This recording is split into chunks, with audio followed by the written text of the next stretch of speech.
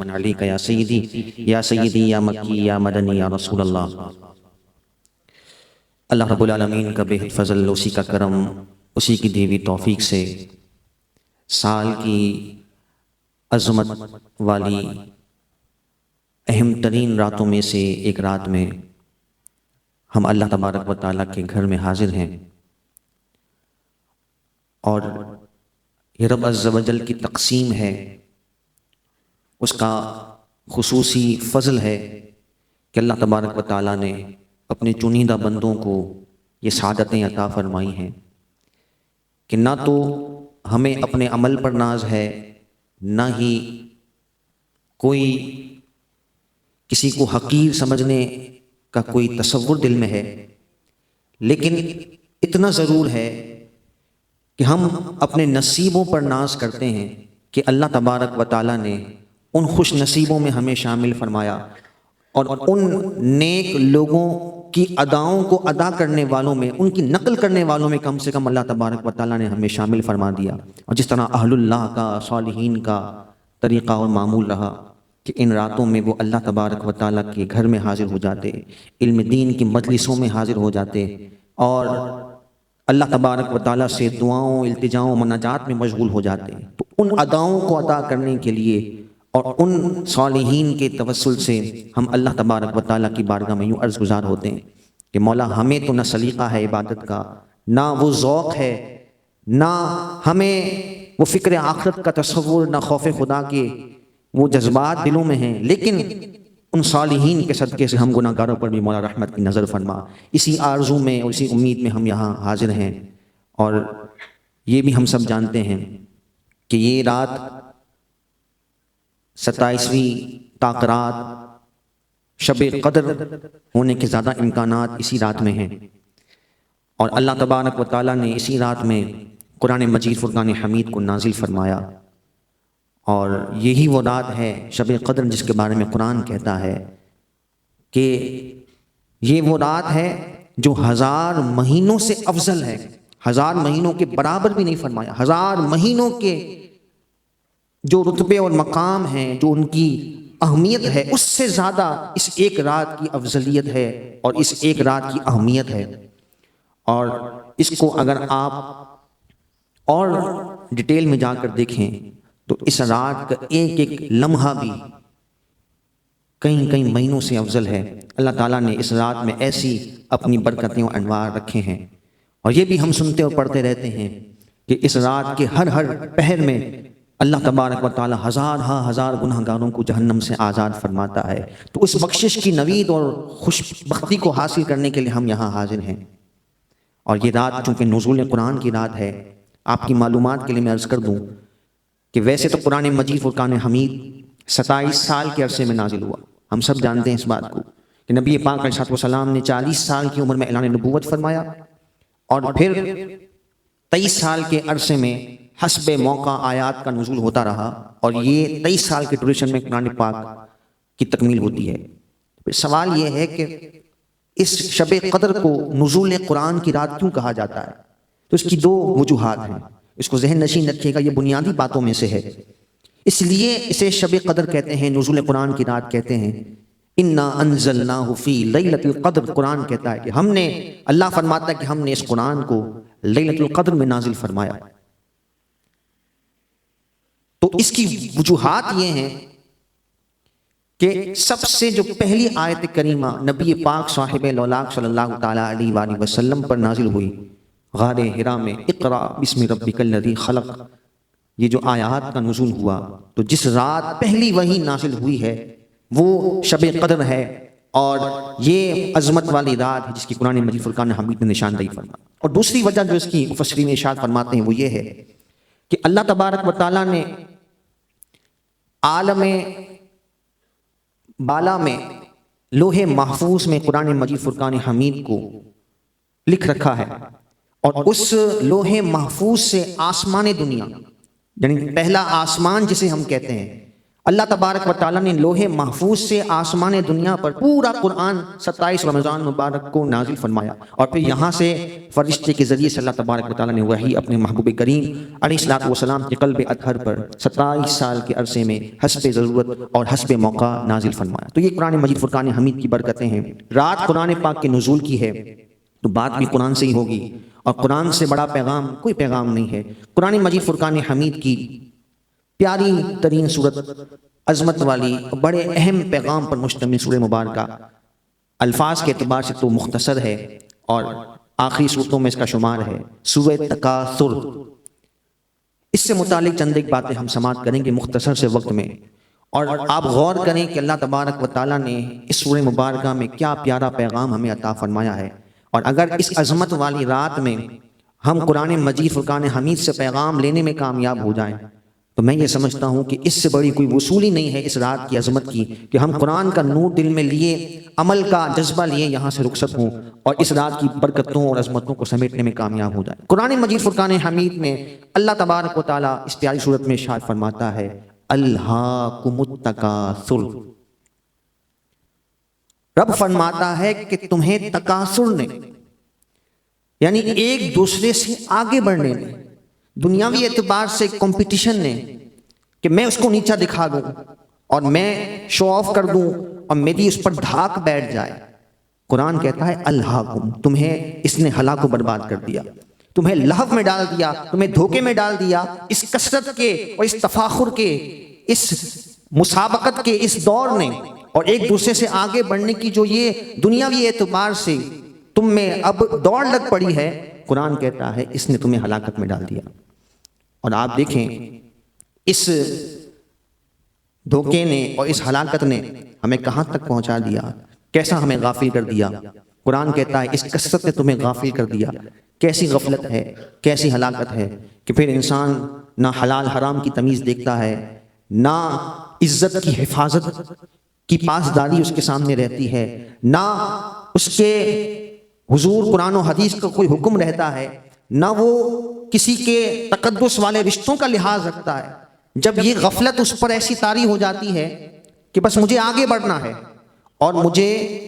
بس فلاں کو پست کرنا ہے، اپنا مرتبہ لوگوں پر ظاہر کرنا ہے، اپنا اسٹیٹس لوگوں کو بڑھا کر دکھانا ہے، پھر وہ شریعت کی حدودوں کو پامال کرتا ہوا آگے بڑھتا چلا جاتا ہے، اور اس کو ایک ہی دوڑ لگی پڑی ہے۔ اور یہ ہم دیکھتے ہیں کہ آج کل ہر طرف یہی سما ہمیں نظر آتا ہے، اور کوئی دین اور شریعت کی بات سننے کو تیار ہی نہیں ہے، اور وہ اس طرف اپنی ساری توجہ کو مبذول کیے ہوئے لگے ہیں کہ بس ہم آگے بڑھ جائیں، ہم مال کمانے میں سبقت لے جائیں، ہم ایک دوسرے کو نیچا دکھا دیں، اور ہم اپنا اسٹیٹس لوگوں پہ زیادہ ظاہر کرنے میں کامیاب ہو جائیں۔ تو جب یہ ہوس اتنی کثرت سے انسان کو غافل کر دے تو پھر قرآن کہتا ہے یہ سلسلہ رکتا نہیں ہے، حتی زرتم المقابر۔ مقابر یہ مقبرے کو کہتے ہیں، مقبرہ یعنی قبر۔ فرمایا کہ یہ ہوس، یہ غفلت انسان کو بالآخر قبر تک لے جاتی ہے، یعنی اس ہوس میں وہ اپنی تمام تر ضروریات کو چھوڑ کر اتنا دنیا میں مگن ہو جاتا ہے، اتنا دنیا میں مگن ہو جاتا ہے کہ پھر اس کے آگے موت کا منظر سامنے آ جاتا ہے، حتی زرتم المقابر۔ پھر وہ قبر تک پہنچ جاتا ہے، قبر دیکھ لیتا ہے، قبرستان پہنچ جاتا ہے، حتی زرتم المقابر۔ قرآن مجید فرقان حمید یوں کہتا ہے کہ جس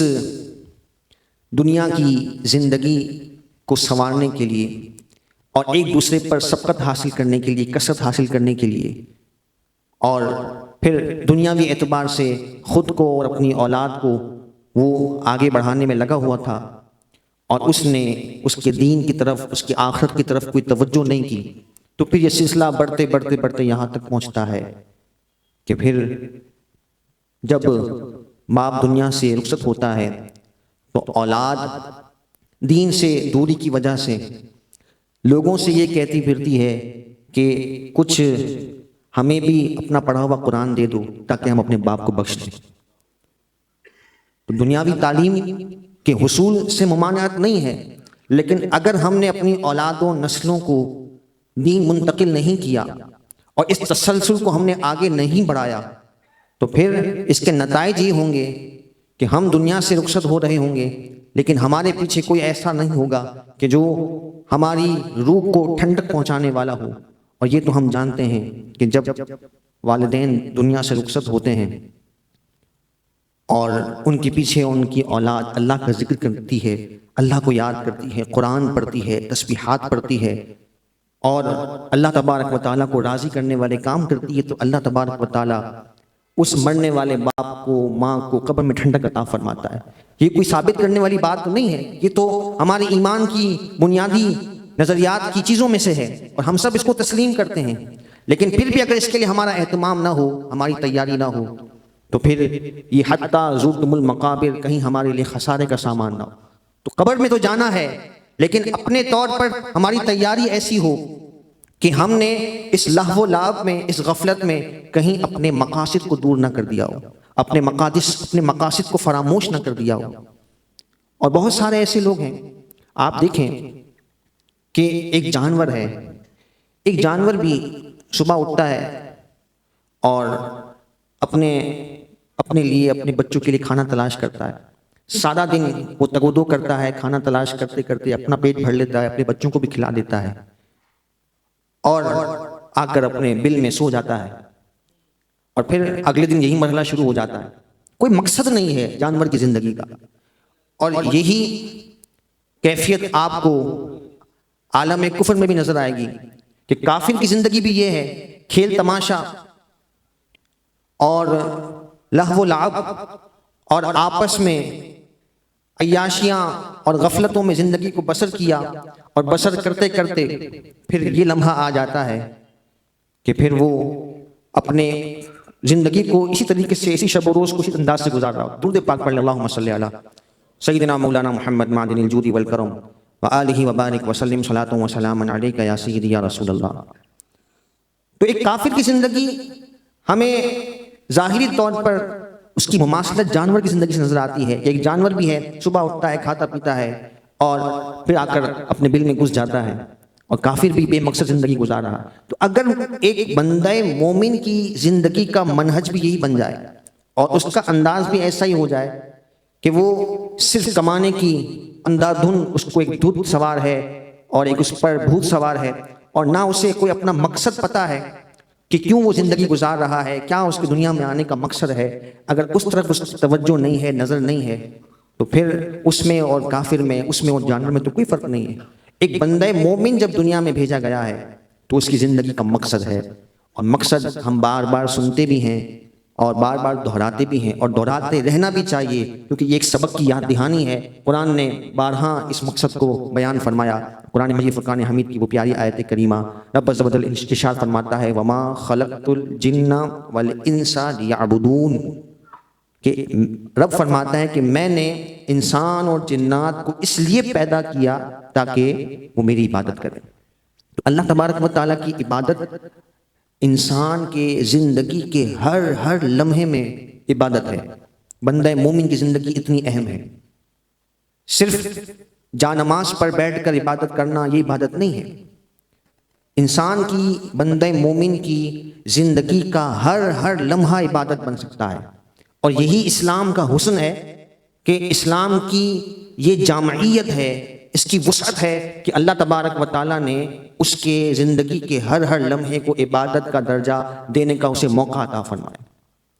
بس اپنے زاویہ نظر کو، اپنی سوچ کو درست کرنے کی حاجت ہے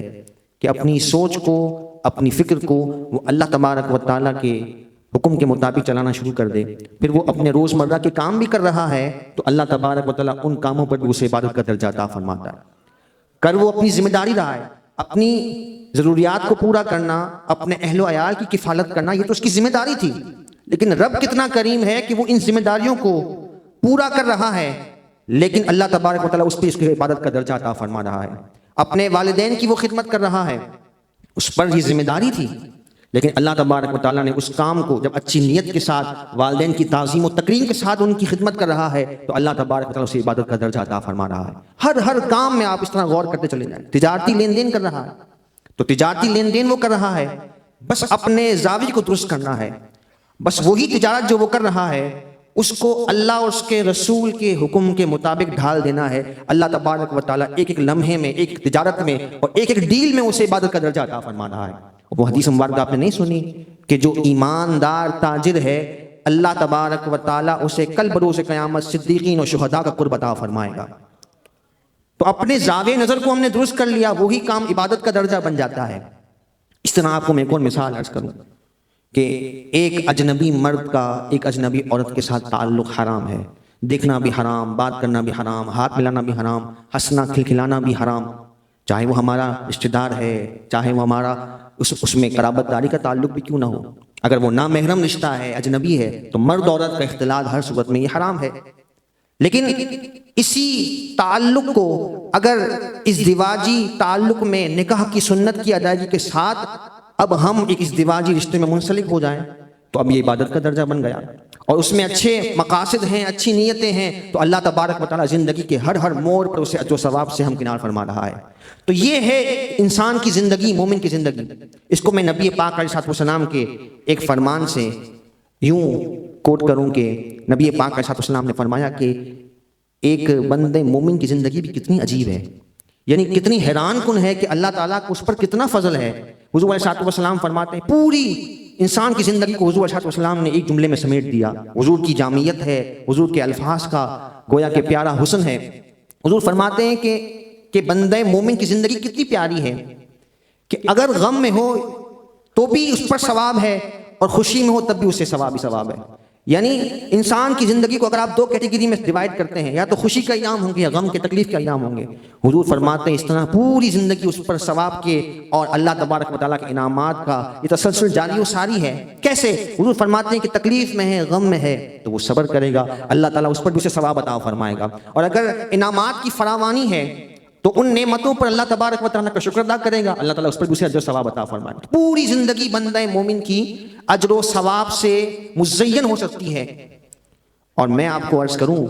کہ اس طرف ہماری توجہ کیوں ضروری ہے، اس نہج پر ہمیں سوچنا کیوں ضروری ہے۔ نبی کریم علیہ الصلوۃ والسلام ارشاد فرماتے ہیں کہ جب جنت میں اہل جنت کو داخل کر دیا جائے، یہ گناہ گاروں کی، فاسق و فجار کی بات نہیں ہو رہی، اہل جنت کی بات نبی پاک علیہ الصلوۃ والسلام ارشاد فرما رہے ہیں کہ جب اہل جنت کو جنت میں داخل کر دیا جائے گا تو وہ اس وقت حسرت کریں گے، وہ اہل جنت کے جن کے پاس ایسی نعمتیں ہیں جن کے بارے میں یہ کہا جا رہا ہے کہ کسی آنکھ نے انہیں دیکھا نہیں، کسی کان نے انہیں سنا نہیں، کسی کے ذہن میں وہ خیال نہیں آیا، جنت کی نعمتیں اتنی عالی شان ہیں، لیکن وہاں پہنچ کر بھی انہیں حسرت ہوگی۔ پتہ ہے کس بات پر؟ حضور فرماتے ہیں حسرت ہوگی اہل جنت کو اس بات پر ہوگی کہ دنیا میں ہم نے فلاں وقت اللہ کی یاد سے غفلت میں گزار دیا، اگر اس وقت کو بھی ہم غنیمت جان کر اللہ تبارک و تعالیٰ کے حکم کے مطابق گزار دیتے، اللہ تعالیٰ ہمارے درجات کو اور بلند فرما دیتا۔ یہ اہل جنت کو حسرت ہوگی۔ تو آپ دوسری طرف جو نافرمان ہیں اور اللہ تبارک و تعالیٰ کو ناراض کرنے والے، ان کی حسرت کا عالم کیا؟ تو ایک ایک لمحہ زندگی کا بڑا قیمتی ہے اگر اس کو ہم سمجھیں تو۔ اور اس کو اگر میں فقہ کی ٹرم میں کہوں، بات تھوڑی سی مشکل سی ہے لیکن امید ہے آپ کی توجہ ہے سمجھ جائیں گے کہ اگر فقہی اعتبار سے ہم دیکھیں تو اصول فقہ کے اعتبار سے ہم اس کو اگر دیکھیں تو شریعت مطہرہ انسان کے ہر عمل کو پرکھتی ہے۔ مثال کے طور پر کسی سے کوئی کام سرزد ہوا، شریعت اس کو چیک کرتی ہے، پرکھتی ہے کہ وہ اس کا عمل کس درجے میں، آیا اس نے یہ کام جو کیا وہ فرض کے درجے میں تھا، یا اس کا یہ کرنا فرض تھا، اس کا یہ کرنا واجب تھا، یا اس کا یہ کرنا سنت تھا تو سنت موقدہ تھا، سنت غیر موقدہ تھا۔ اچھا اگر یہ کام اس سے جو سرزد ہوا ہے وہ ٹھیک نہیں تھا تو وہ کس درجے میں ہے؟ آیا وہ اس نے حرام کا ارتکاب کیا ہے، مکروہ کا ارتکاب کیا ہے، مکروہ تحریمی ہے، مکروہ تنزیہ ہے، اصاعت ہے۔ تو اس طرح ایک کلاسیفیکیشن کی جاتی ہے انسان کے زندگی کے ہر عمل کی۔ یہ شریعت کی باریکی ہے کہ انسان کو قرآن نے کیا کہا، افحسبتم انما خلقناکم عبثا، کیا تم یہ سمجھتے ہو کہ ہم نے تمہیں بیکار بنایا ہے؟ تو مومن کی زندگی بیکار نہیں ہے، مومن کا ہر عمل پرکھا جا رہا ہے، عند اللہ اسے اس کے متعلق جواب دینا ہے۔ اب وہ چاہے اس کی تنہائی ہے، چاہے اس کی خلوت ہے، چاہے اس کی جلوت ہے، اس کے ہر عمل کا ہر لمحے کا وہ اکاؤنٹیبل ہے۔ یہی قرآن کہہ رہا ہے الہاکم التکاثر، کہ اس کثرت کی دوڑ میں، اس مسابقت میں، اس ریس میں کہیں ایسا نہ ہو کہ تم ایسے غافل ہو جاؤ کہ جس مقصد کے دنیا میں بھیجے گئے تھے، اور وہ حسین دین اور شریعت اور وہ نظام کہ جس نے تمہیں نکھار دینا تھا، تمہارے وجود کو، تمہارے ظاہر و باطن کو سنوارنا تھا، تم نے ان دنیاوی معمولی چیزوں میں مشغول ہو کر اپنے آپ کو غفلت میں مبتلا کر دیا۔ تو یہ یاد رکھیے گا کہ انسان دنیا میں بھیجا گیا ضرور ہے، اور کسب معاش بھی اس نے کرنا ہے، اپنی ذمہ داریوں کو بھی نبھانا ہے، اور جو رہنے کے تقاضے ہیں، اس دنیا میں جینے کے تقاضے ہیں، وہ بھی ہمیں پورا کرنے کی تلقین کی گئی، اور رہبانیت سے منع کیا گیا۔ ایسا نہیں کہ ہمیں حکم ہے کہ جنگلات میں ہم نکل جائیں سب کچھ چھوڑ چھاڑ کر، لیکن وہ توازن رکھنا ضروری ہے۔ اور یہ نہ ہو کہ حضور نے کیا ارشاد فرمایا صلی اللہ علیہ وسلم کہ کن فی الدنیا کا عابر سبیل، دنیا میں ایسے رہو جیسے مسافر رہتا ہے۔ تو مسافر اگر اپنے سفر کو اپنی منزل بنا کر بیٹھ جائے، جس ہائی وے سے اس نے جانا ہے وہیں پہ رک جائے، اور وہیں پر وہ اس کو اپنی منزل سمجھنا شروع کر دے، تو کبھی بھی اپنے ٹھکانے پر نہیں پہنچ سکے گا۔ تو مومن کی زندگی کبھی بھی، اس کی دنیاوی زندگی ایسی نہیں ہے کہ وہ اس کو منزل مقصود سمجھ کر بیٹھ جائے، بلکہ اس کی جو فکر ہے، اس کا جو مطمع نظر ہے، وہ ہمیشہ آخرت ہے۔ اور اس کو نبی پاک علیہ الصلوۃ والسلام کے فرمان کی روشنی میں اگر آپ نے سمجھنا ہو، بہت جامع حدیث مبارکہ ہے، اور میں یہ سمجھتا ہوں کہ اس حدیث کی اگر ہم روح کو سمجھ لیں تو ہماری زندگی بدل سکتی ہے، ہمارا سوچ کا زاویہ بدل سکتا ہے۔ حضور نبی کریم علیہ الصلوۃ والسلام نے کیا ارشاد فرمایا؟ فرمایا کہ دنیا کی حقیقت آخرت کے مقابلے میں ایسے ہے۔ بڑی غور طلب روایت ہے۔ حضور فرماتے ہیں کہ اس کو سمجھنا ہو تو یوں سمجھو کہ ایک سمندر ہے، اور اس میں جا کر انسان اپنی انگلی کو ڈبوتا ہے، تو جو تری اس کے ہاتھ میں ہے وہ دنیا ہے، اور جو سامنے ٹھاٹے مارتا ہوا سمندر ہے وہ آخرت ہے۔ دنیا کی مثال اس تری کی طرح ہے جو اس کی انگلی میں ہے، اور سامنے جو سمندر ہے وہ آخرت ہے۔ اتنی بڑی آخرت کی زندگی ہے جس کا ایک سال، قرآن فرماتا ہے کہ اس قیامت کا ایک دن 50,000 سال کے برابر ہے۔ قیامت کا صرف ایک دن 50,000 سال کا ہے، اور یہاں ہماری عمر کتنی ہے؟ 60 سال 70 سال، اور اس کے بعد پھر نہ ختم ہونے والا تسلسل ہے۔ قبر کی کئی سالوں کی زندگی ہم نہیں جانتے، اور وہ کیسے گزرنی ہمیں کچھ نہیں پتا، کوئی ہماری اس اعتبار سے تیاری نہیں، ہماری توجہ ہی نہیں ہے، اور میں نے عرض کیا کہ ہمارا اس مقصد کی طرف کوئی دھیان ہی نہیں ہے۔ وہی بات جو قرآن نے کہی، الہاکم التکاثر، کہ یہ کثرت کا جو شوق ہے اور یہ جو ریس لگی ہے کہیں تمہیں غفلت میں نہ ڈال دے، اور اپنے مقصد کو تم فراموش نہ کرو، اور یہ فراموشی بڑھتے بڑھتے یہاں تک پہنچ جائے حتیٰ زرتم المقابر، کہ تم قبروں کو دیکھ لو، قبرستان پہنچ جاؤ اور تمہیں منو مٹی تلے ڈال دیا جائے، اور پھر انسان غفلت میں اور حسرت میں مبتلا ہو جائے کہ کاش میں اپنی دنیا کی زندگی کو اپنے رب کو راضی کرنے کے لیے وقف کر دیتا، اس کے لیے غور و فکر کرتا۔ تو آخرت بہت طویل ہے، صرف آخرت کا ایک دن، قیامت کا ایک دن 50,000 سال کا ہے، پھر اس کے بعد جزا اور سزا کے جو معاملات ہیں وہ علیحدہ ہیں، اور ایک نہ ختم ہونے والا تسلسل ہے۔ تو اس لیے ہماری توجہ اور فکر اس طرف گامزن ہونا ضروری ہے کہ اس وقت کے جب ایک ایک نیکی کے لیے انسان مارا مارا پھر رہا ہوگا، تو اپنے ان شب و روز کو، ان ایام کو ہمیں قیمتی بنانا ہے، اور یوں سمجھیے کہ انسان کو ایک ایک لمحے کی ایسی قدر کرنی ہے کہ کہیں میں وہ کام ایسا نہ کر جاؤں کہ وہ اللہ تبارک و تعالیٰ کی ناراضگی کا سبب بن جائے۔ اب ڈیٹیل میں جانے کی ضرورت نہیں ہے، ہر شخص اپنے احوال سے خود باخبر ہے، کس طرح ہم اپنے وقت کا کن کن کاموں میں ضیاع کرتے ہیں، اور کیسے فضولیات میں اور لغویات میں ہم اپنے وقت کو ضائع کر رہے ہیں، گناہوں میں۔ تو یہ ایک غور طلب پیغام ہے قرآن مجید فرقان حمید کا، کہ قرآن کہتا ہے کہ حتیٰ زرتم المقابر، پھر آگے قرآن نے کیا کہا؟ کلا سوف تعلمون، قرآن کہتا ہے ان قریب تم جان لو گے۔ ابھی اگر کوئی نہیں جان رہا اس حقیقت کو، اور ابھی اگر اس سے ادراک نہیں ہو رہا، اور اس باریکی تک وہ نہیں پہنچ رہا، اتنی قرآنی آیات کے باوجود بھی، اتنے احادیث کے مضامین ہونے کے باوجود بھی اگر اس کی فکر اس طرف گامزن نہیں ہو رہی، اور وہ کہتا ہے ٹھیک ہے جو ہوتا ہے ہوتا رہے معاذ اللہ، تو قرآن کہتا ہے کلا سوف تعلمون، ہاں تم ضرور جان لو گے۔ اور وہ کب جانے گا انسان؟ کہ جب روح قفس سے جدا ہو رہی ہوگی، اور پھر اس وقت جب وہ عذاب کے فرشتوں کو دیکھے گا اور اپنی نافرمانی کے انجام کو اپنے سامنے دیکھے گا، اور پھر چاہے گا بھی کہ وہ اپنے ان اعمال سے رجوع کر لے، اور پھر وہ تمنا کرے گا، جیسا کہ قرآن پاک کی صورتوں میں بارہا یہ مضمون بیان کیا گیا، کہ اس وقت وہ تمنا کرے گا کہ تھوڑی مہلت اور دے دی جائے تاکہ میں نیک کام کر لوں، تاکہ میں اچھے کام کر لوں، اور اس کی مہلت کے بڑھانے کا وہ تقاضا کرے گا، لیکن اللہ تبارک و تعالیٰ کی بارگاہ سے اسے منع کر دیا جائے گا۔ تو یہ مہلت جو زندگی کی ہمیں ملی ہے اس کو قیمتی سمجھنا ضروری ہے۔ پھر آگے قرآن مجید فرقان حمید نے پھر کہا ثم کلا سوف تعلمون، یعنی ایک پہلے سٹیپ میں مفسرین فرماتے ہیں کہ قبر کا اور پھر اس کے بعد آخرت کا منظرنامہ اس میں اشارتاً بیان ہوا کہ یہاں قبر میں بھی اور آخرت میں بھی ان قریب وہ جان لے گا کہ کیا اس نے اعمال کیے اور کیا اس نے بے اعتدالیاں کی، اور اس کو روایت کرتے ہیں حضور علیہ السلام نے فرمایا کہ مجھے اس بات کا خوف نہیں ہے کہ میری امت میرے بعد شرک میں مبتلا ہو جائے، ولیکن اخاف علیکم ان تنافسوا فیہا۔ حضور علیہ السلام فرماتے ہیں کہ مجھے اس بات کا خوف ہے کہ کہیں تم دنیا کی محبت میں مشغول ہو کر، دنیا کی جب تم پر فراوانی ہو اس کی کثرت میں تم مشغول ہو کر اللہ تبارک و تعالیٰ کی یاد سے غافل نہ ہو جاؤ۔ اور جب انسان اللہ کی یاد سے غافل ہوتا ہے، قرآن مجید فرقان حمید نے کیا کہا؟ من اعرض عن ذکری فإن له معیشۃ ضنکا۔ اللہ فرماتا ہے کہ جو میرے ذکر سے اعراض کرتا ہے، جو اللہ تبارک و تعالیٰ کی یاد سے غافل ہوتا ہے، اللہ فرماتا ہے کہ ہم اس کی زندگانی کو تنگ کر دیتے ہیں، اس کی زندگی جکڑ دی جاتی ہے، مسائل میں الجھا ہوا ہے، پریشانیوں میں الجھا ہوا ہے، سب کچھ اسباب ہوتے ہوئے بات بگڑ جاتی ہے،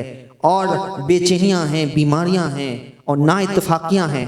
اور اتنے بڑے بڑے گھر ہونے کے باوجود بھی دل آپس میں نہیں مل رہے۔ یہ سب کیا ہے؟ قرآن کا یہ فرمان ہے فَإِنَّ لَهُ مَعِيشَةً ضَنْكَا، ہم اس کے لیے اس کی زندگانی کو تنگ کر دیں۔ آپ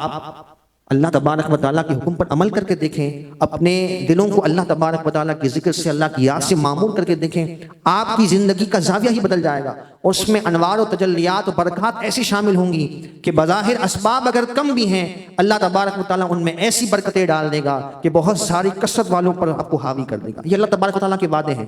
اور ساری باتیں قرآن و حدیث کے تناظر میں آپ کو گزار کر رہا ہوں، اور کوشش کر رہا ہوں کہ میری اپنی کوئی بات اس میں شامل نہ ہو، تاکہ مضمون جو قرآن و حدیث کا ہے اسے ہم پیغام کی صورت میں یہاں سے لے کر جائیں۔ تو قرآن مجید فرقان حمید نے کیا کہا؟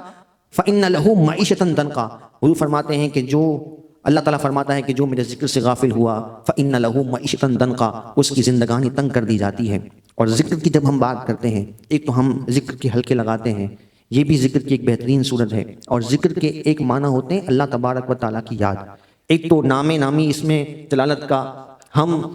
ذکر کریں اپنی زبان سے، بلا شبہ یہ بھی بڑی عظمت والی سعادت ہے، اور یہ بھی کوئی کم انعام نہیں ہے کہ اللہ تبارک و تعالیٰ ہمیں یہ سعادت دے دے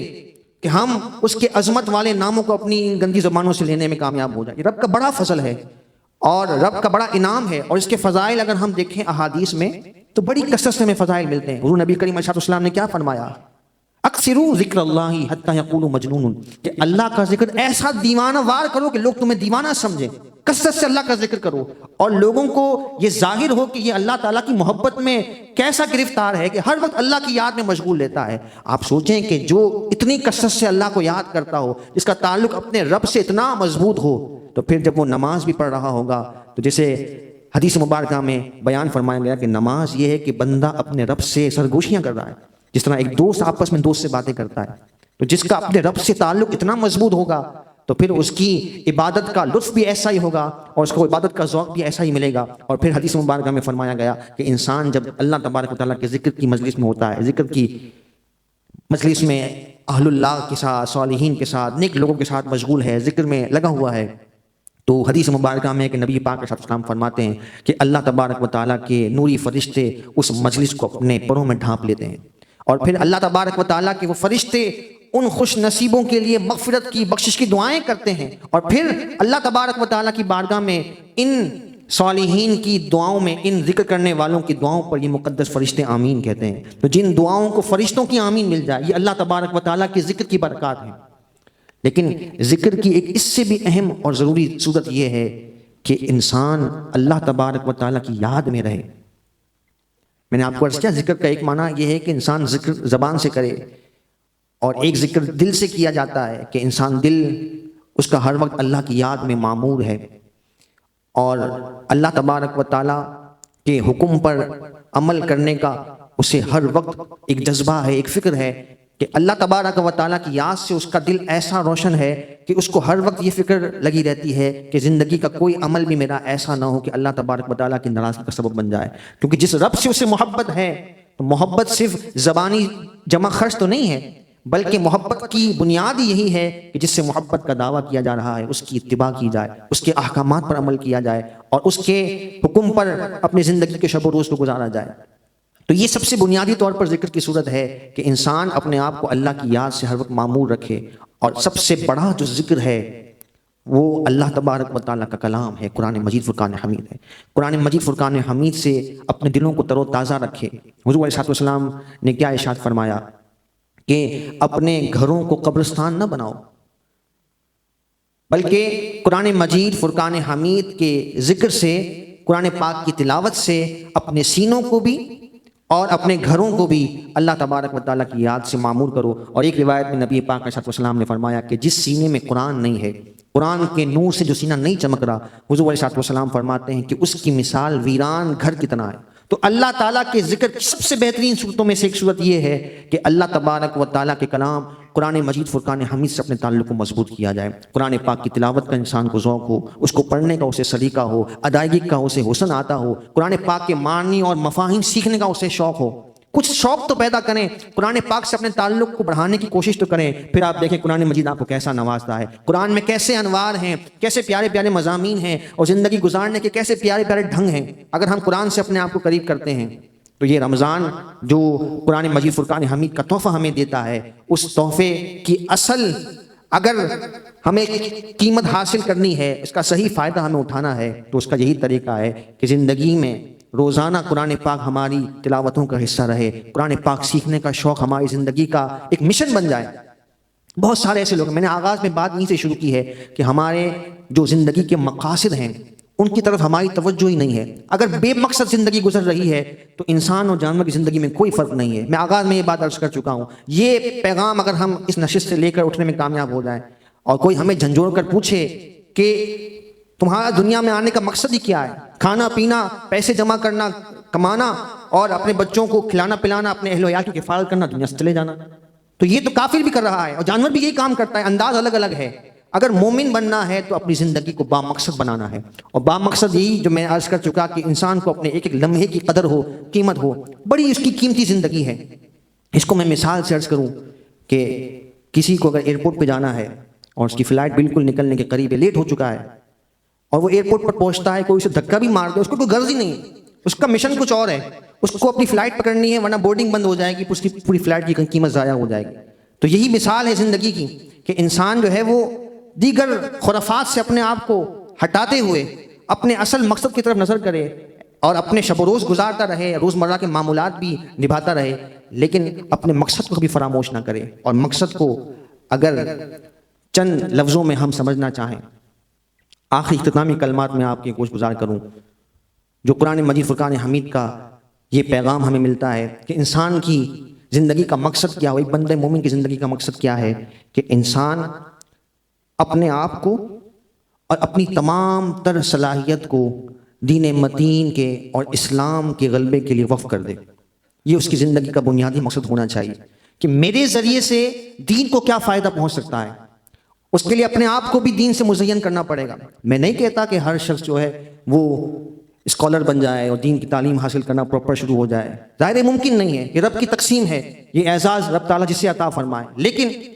جو بنیادی چیزیں ہیں ان سے اپنے آپ کو مزین کرنا، اور پھر اللہ نے آپ کو جو صلاحیت جس انداز میں دی ہے، جو آپ کو ذہن و فکر ملی ہے، جو آپ کو صلاحیتیں ملی ہیں، اگر آپ کو بولنے کا ڈھنگ آتا ہے، اگر آپ کے پاس مالی وسعت ہے، اگر آپ کے پاس کوئی اسکلز ہیں، کوئی دین کو آپ اس کے ذریعے سے فائدہ پہنچا سکتے ہیں، تو یہ آپ اپنی خود صلاحیتوں پر غور کر کے اپنے اندر اس بات کو تلاش کریں کہ میرے ذریعے سے غلبہ اسلام کا اور دین کا کیا فائدہ ہو سکتا ہے۔ میں اس ڈیٹیل میں نہیں جانا چاہتا کہ یہودیزم اور صہیونی کس طرح سے اپنے مشن کے لیے پیدا ہونے سے پہلے بچے کو تیار کر دیتے ہیں، یعنی بچے کے لیے تیاری شروع کر دیتے ہیں کہ اسے کس طرح سے ہم نے اپنے مشن پہ لگانا ہے۔ تو اسلام بھی ایک بامقصد دین ہے، اور غلبہ اسلام کی اگر ہمیں تڑپ نہ ہو، فکر نہ ہو، اور ہم صرف اپنے تئیں صرف چائے کی ہوٹلوں پہ یا بیٹھک پر بیٹھ کر یہ افسوس کرتے رہیں کہ مسلمان بڑے مغلوب ہو گئے اور کافر بڑے غالب آ گئے ہیں اور مسلمان تو بک جاتے ہیں اور حکمرانوں کا فلاں حال ہے، ہم نے اپنے تئیں غلبہ اسلام کے لیے آج تک کیا کوشش کی، یہ ہمیں خود غور کرنا ہے۔ اور ہر ایک اپنی صلاحیت کے اعتبار سے یہ سوچے کہ میں نے کس طریقے سے دین متین کو فائدہ پہنچانا ہے، اپنے مال کے ذریعے سے، اپنی اولاد کے ذریعے، جہاں اس کو موقع ملے دین کو غلبہ پہنچانا ہے، فائدہ پہنچانا۔ خدمت انسانیت بھی ایک اچھا شعبہ ہے، دین کے کاموں میں سے ایک اہم کام ہے، لیکن یہاں میں عرض کر رہا ہوں کہ دین کو غالب کرنے کے لیے وہ کیا کردار ادا کر سکتا ہے۔ میں نے آپ کو ایک پوائنٹ دے دیا ہے، اس پر آپ خود غور و فکر کر کے اور اپنے لیے راستوں کا انتخاب کر سکتے ہیں۔ یہ انسان کی بنیادی زندگی کا مقصد ہے۔ پھر دوسرا اہم ترین مقصد انسان کی زندگی کا یہ ہے، جو میں نے گفتگو کے دوران بھی ضمناً عرض کر دیا، کہ انسان اپنے آپ کو اللہ اور اس کے رسول کا ایسا پیروکار بنا دے، ایسا اطاعت گزار بنا دے کہ جس کو ہم کہتے ہیں کہ ہر موقع پر اپنا سر تسلیم خم کر دے۔ اللہ تعالیٰ کا حکم جب آ گیا، اس کے حبیب علیہ السلام کا جب فرمان آ گیا، تو بس اپنی نگاہوں کو بچھا دے اور اپنے سر کو خم کر لے۔ اور اس کو حدیث پاک کے کانٹیکس میں اگر میں عرض کروں تو نبی پاک علیہ السلام نے فرمایا کہ مومن کی مثال اس اونٹ کی طرح ہے کہ جس کی رسی اس کے مالک کے ہاتھ میں، جب چاہے اس کو بٹھائے، جب چاہے اسے کھڑا کرے، جب چاہے اسے چلائے۔ حضور فرماتے ہیں کہ مومن کی مثال اللہ کی بارگاہ میں ایسے ہے کہ وہ اپنے رب کے حکم کا ایسا پابند ہے زندگی کے ہر موڑ پر، چاہے وہ شادی بیاہ کا معاملہ ہو، چاہے وہ تجارتی لین دین کا معاملہ ہو، چاہے وہ اپنے اہل و عیال کے ساتھ ان کے حقوق کی ادائیگی کا معاملہ ہو، چاہے بچوں کی تربیت کا معاملہ ہو۔ یہ اس وقت بڑا اہم مسئلہ ہے کہ اولاد کنٹرول میں نہیں ہے۔ اس کی بہت بڑی وجہ یہ ہے کہ ہم نے نہ اسلامی اخلاق و آداب سے اپنے آپ کو مزین کیا، نہ ہماری کوئی اس طرف توجہ ہے کہ ہم اپنی اولاد کو کیسے مزین، اس طرف ہماری سوچ ہی نہیں ہے۔ بس ٹھیک ہے، اسکول جائے گا یا فارمیلٹی کے طور پہ قاری صاحب گھر پہ آ جائیں گے، قرآن پڑھ لے گا۔ مجھے یہاں پہ 8 سال ہو گئے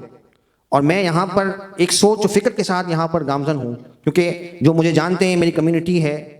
اور جہاں سے میرا تعلق ہے، ایک بزنس بیک گراؤنڈ سے میرا تعلق ہے، لیکن 8 سال میں یہاں ایک مقصد و سوچ کے تحت بیٹھا تھا کہ شاید مجھے کچھ ایسے دوست ملیں، کچھ ایسے نوجوان ساتھی ملیں کہ جو دین کی تڑپ رکھتے ہوں، شوق رکھتے ہوں، اور وہ آگے بڑھ کر اپنے آپ کو، اپنے خاندانوں کو، اپنے اہل و عیال کو قرآن کے نور سے، دین کے نور سے مزین کریں۔ لیکن بدقسمتی کے ساتھ بڑی مایوسی ہے۔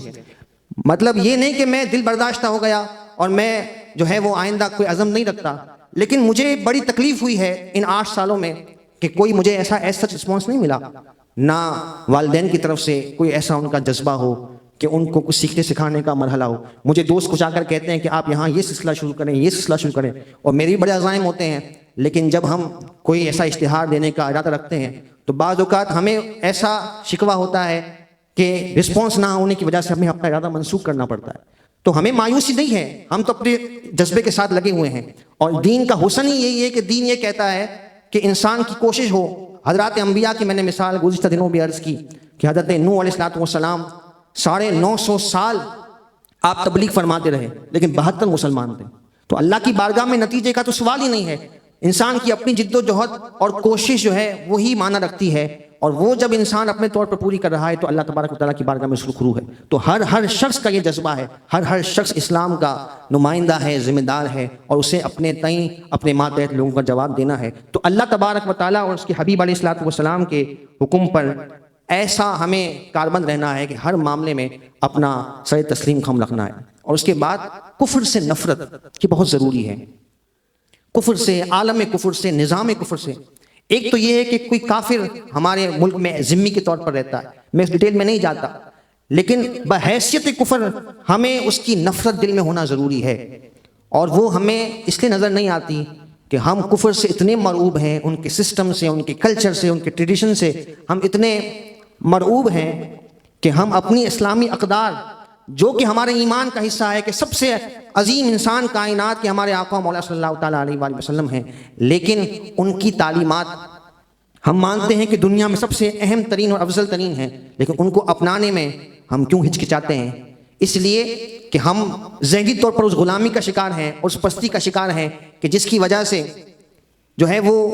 ہم کبھی بھی اپنے آپ کو ان اقدار میں ڈھالنا گوارا نہیں کرتے۔ تو یہ ہے کہ کفر سے نفرت ضروری ہے، اس کے نظام سے اور اس کے سسٹم سے، اس کے ٹریڈیشن سے نفرت دلی طور پر ضروری ہے۔ کیوں؟ اس لیے کہ الکفر ملت واحدہ، حضور علیہ السلام کے فرمان کا یہ مفہوم ہے کہ پورا کا پورا کفر جو ہے وہ ایک ہی ملت ہے، چاہے وہ اس وقت آپ کو کس شکل میں نظر آتا ہے، آپ کا دوست و معاون بن کر ہے، لیکن بالآخر اس نے مسلمانوں کو اپنے مفادات کے لیے نقصان ہی پہنچانا ہے۔ یہ نبی پاک صلی اللہ علیہ وسلم کا فرمان ہے، اور قرآن کی آیت ہے وَلَن تَرْضَىٰ عَنْكَ الْيَهُودُ وَلَا النَّصَارَىٰ حَتَّىٰ تَتَّبِعَ مِلَّتَهُمْ، کہ یہود و نصارہ کبھی بھی تم سے راضی نہیں ہو سکتے، تم چاہے پورا اپنے آپ کو ان کی شکل و صورت میں ڈھال دو۔ میں بڑا ایک لطیفے کے طور پہ بات کہتا ہوں، پہلے لوگ جو ہے وہ داڑھی رکھنا وہ عیب سمجھتے تھے، لیکن ابھی آپ ویسٹرن کلچر میں دیکھیں، اب گویوں نے، اداکاروں نے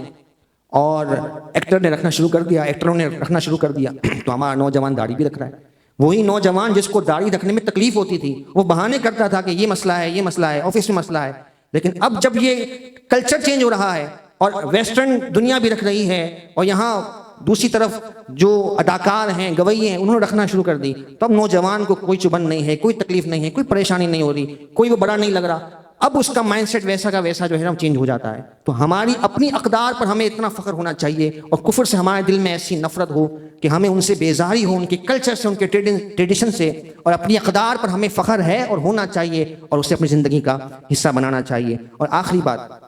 کہ یہ جو غفلت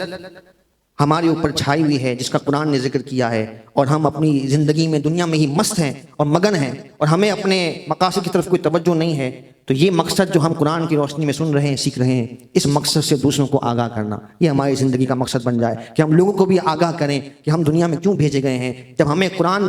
کا شعور نہ ہو، احادیث کا فہم نہ ہو، نہ ہمیں